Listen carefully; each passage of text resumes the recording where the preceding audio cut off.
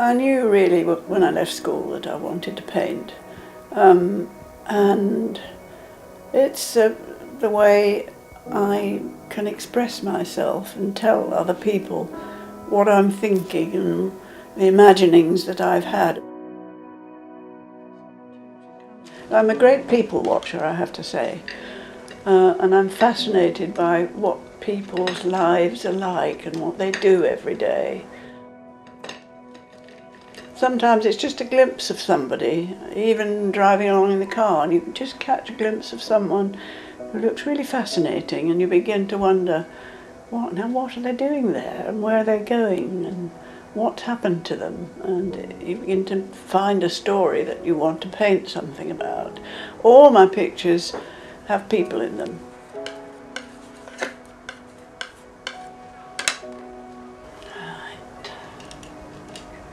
I do a bit of drawing on the spot, sometimes note something down, a written note or a little drawing of something in a sketchbook, and somehow one thing leads to another.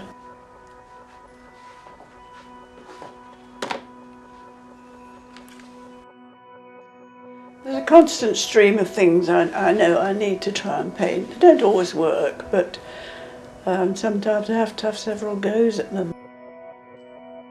I aim to paint every day. Obviously I can't always. I do have to go to the supermarket now and again, but that's my plan, to paint at some point during the day, every day. Right, that's it all. I think a lot of what I eventually paint comes from a putting together of things that I've seen which have intrigued me. I've been very interested in the people that I see in the park. We have a wonderful park here that I get a lot of inspiration from people there, who they are, what they are, and imagining their lives. Lots of dog walkers who are obviously fascinated with dogs, and the dogs love each other and meet up as well. And you can, or at least I do, imagine all sorts of stories about their lives and what it consists of. And sometimes you see two people meeting quite regularly, quite elderly people with their dogs, and they pause and have a chat, and you think, what's going on here then? Is this sort of late little love affair going on here, meeting every morning, or are they just talking about the latest news from the paper, or what is it? So I find that very intriguing, and often leads to several pictures. You have to have an image in your mind of how it might be when you've finished.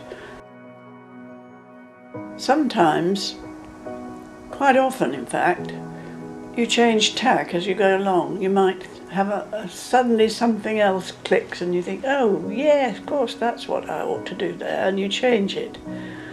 Other times you go straight ahead and it happens. I mean, I know it's called a creative process. Well, it is in fact, because you're creating the whole time you're doing it. I leave myself open to things happening in the painting which will change my view of it, and I'll go and make it quite different in some ways than I originally intended. My main thing is that when it's finished, it still contains within it the excitement that I felt that made me want to paint it in the first place. People have said to me, made some remark about a figure, and I've had a great surprise. I said, what? And they're seeing them in a rather different way that I thought of them, which is nice. I don't always answer the questions in the pictures. They are questions. You can make what you like out of this. This is an open-ended thing. I'm just painting what I thought about it, But if you've got another story to fit to it, you go ahead with your story. That's fine. I'd love to know about it too. So that's part of the fun, part of the enjoyment in doing it. I like that.